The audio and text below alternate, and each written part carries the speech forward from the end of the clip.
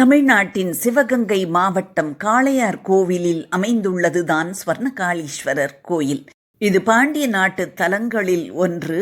சம்பந்தர் சுந்தரர் ஆகியோரால் தேவாரப் பாடல் பெற்ற தலங்களில் ஒன்று. 18ஆம் நூற்றாண்டில், அதாவது 1780 முதல் 1801 வரை சிவகங்கையின் ஆட்சி அதிகாரத்தை பெற்றிருந்த மருது பெருமக்கள் மிகச்சிறந்த ஆன்மீகவாதிகள்.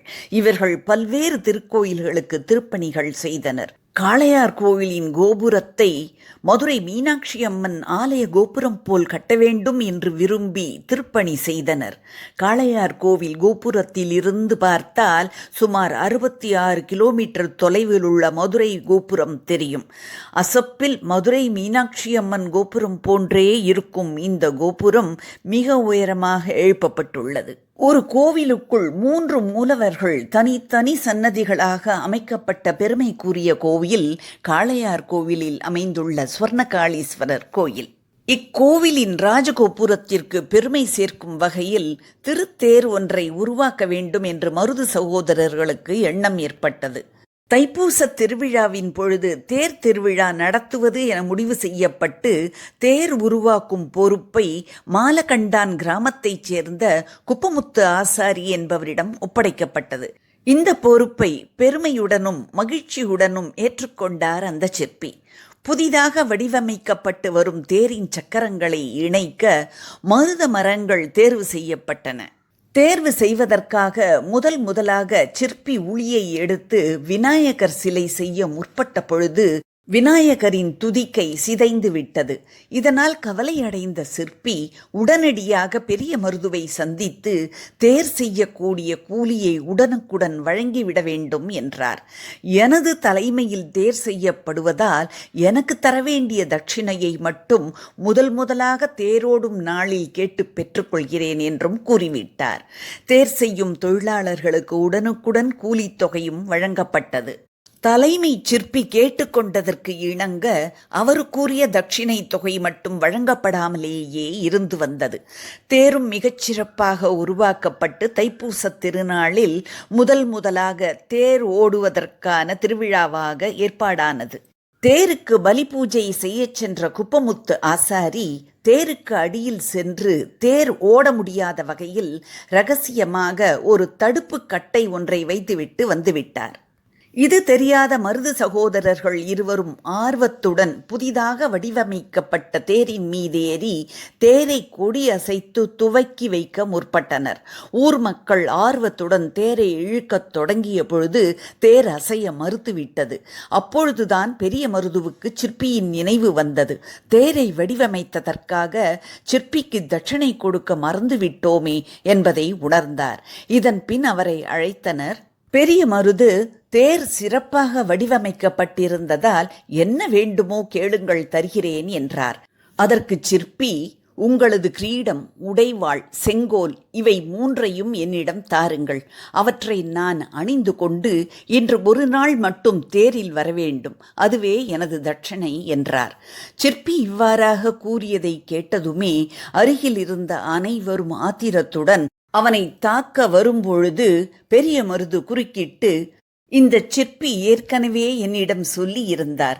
தேரோடும் நாளில் அவர் கேட்கும் தட்சிணையை தருவதாகவும் சொல்லி இருந்தேன். இன்று ஒரு நாள்தானே கேட்கிறார், அவரது ஆசையை பூர்த்தி செய்வோம் என்று கூறிக்கொண்டே தான் அணிந்திருந்த கிரீடம் மற்றும் உடைவாள், செங்கோல் ஆகியவற்றை எடுத்துக் கொடுத்தார்.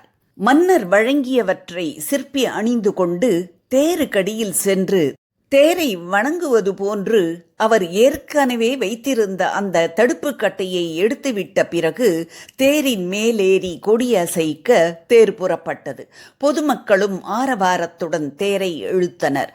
தேர் நிலைக்கு திரும்பும் சமயத்தில் வீதியில் கிடந்த ஒரு கல் மீது ஏறி இறங்க தேரின் மீதிருந்த சிற்பி நிலை குலைந்து தடுமாறி சற்றும் எதிர்பாராமல் தலை குப்புற கீழே விழுந்தார். தேர் சக்கரம் அவர் மீது ஏறியதால் சிற்பியின் உயிரும் பிரிந்தது. பேராசைக்காரன் இறந்து விட்டான் என்று பலரும் சொல்லிக்கொண்டே இறந்து கிடந்த சிற்பியை உற்று பார்த்த பொழுது அவரது வலது கை அவரது இடுப்பில் அணிந்திருந்த பட்டு வஸ்திரத்தை பிடித்து கொண்டிருந்தது. அந்த பட்டு வஸ்திரத்தை பிரித்து பார்த்த பொழுது அதில் ஒரு பனை ஓலை இருந்தது. அதை எடுத்து அதிலிருந்த எழுத்துக்களை மருதுபாண்டியர்கள் படித்து பார்த்தனர். மன்னா, நான் தேர் செய்யத் தொடங்கிய பொழுது விநாயகரின் துதிக்கை சிதைந்ததால் எனது வம்சாவளியாக வானசாஸ்திரம் தெரிந்த நான் முத்து போட்டு பார்த்த பொழுது இத்தேர் ஓடத் தொடங்கும் நாளில் மன்னருக்கு மரணம் நிகழும் என தெரிந்து கொண்டேன். ஏராளமான கோவில்களை கட்டியும் ஏழை மக்களின் காவலராகவும் இருந்து வரும் எங்கள் சிறுவயது மன்னர் பல நூறு ஆண்டுகள் நீடூழி வாழ வேண்டும். வயதான நான் இதுவரை வாழ்ந்தது போதும் என்று கருதியே தங்களின் கிரீடத்தையும் செங்கோலையும் வாங்கிக் கொண்டு ஒரு நாள் அரசனானேன். எதை கேட்டாலும் கொடுத்து விடுவார்கள் எங்கள் மருது மன்னர்கள் என்ற எண்ணத்தில்தான் இந்த செய்தியையும் ஓலையில் எழுதி கொண்டு வந்தேன். மருது பாண்டியர்கள் வாழ்க, சிவகங்கை சீமை வாழ்க, இவ்வாறு அதில் எழுதப்பட்டிருந்தது. இந்த சிற்பியின் தியாகச் செயலுக்காக காளையார் கோவிலுக்கு வெளியே கோவிலை பார்த்தவாறு சிற்பி குப்பமுத்து இறைவனை வணங்கி நிற்பது போன்ற சிலையும் அமைத்தார்கள். அரசனை காப்பது ஒரு பிரஜையின் கடமை என்று உயிர் தியாகம் செய்தார் குப்பமுத்து ஆசாரி. ஒரு சாதாரண பிரஜைக்காக சொன்ன சொல்லை காத்து காளையார் கோவில் தேருக்காக பதவியை துறந்த மாமன்னர் மருதுபாண்டியர்கள். காளையார் கோவிலில் நடைபெற்ற அந்த தேரோட்டமும் அதன் பின்னான நிகழ்வுகளும் வரலாற்றில் பொறிக்கப்பட்டுள்ளன. அது மருது சகோதரர்களின் வாக்கு தவறாமையையும் கலைக்கும் ஆன்மீகத்திற்கும் தலைவணங்கிய தன்மையையும் விளக்கும்.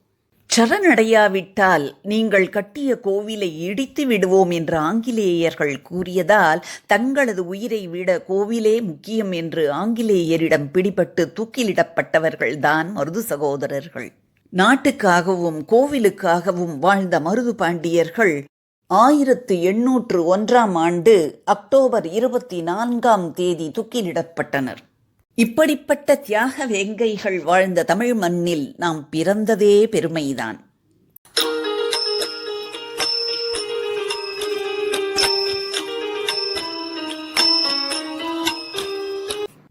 To watch more videos, please press the subscribe button and the bell icon.